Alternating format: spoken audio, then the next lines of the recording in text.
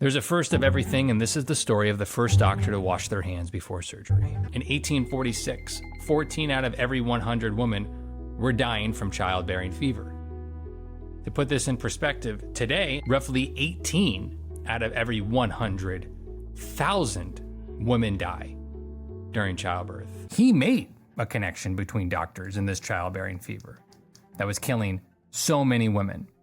He found that the condition was contagious and that doctors were the carriers. This is the most important part. It was Dr. Semmelweis who made this specific link between the hands and patient health.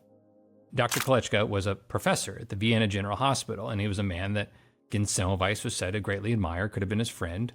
Either way, it was during an autopsy in the presence of students where Dr. Kolletschka had his finger accidentally poked by a scalpel.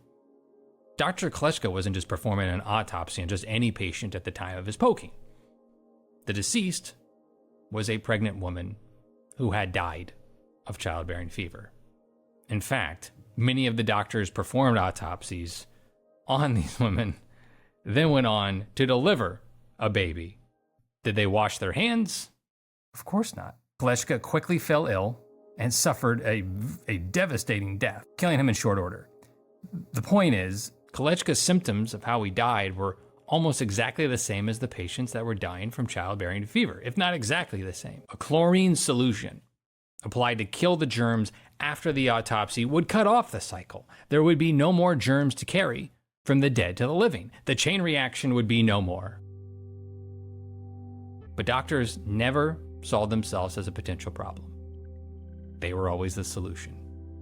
And many of them had to have thought that death was a natural part of their trade. Dr. Semmelweis did not.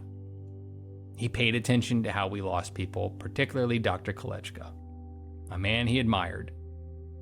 While other hospitals around had 20% of their patients die from childbirth fever, his hospitals had a mortality rate of 2%.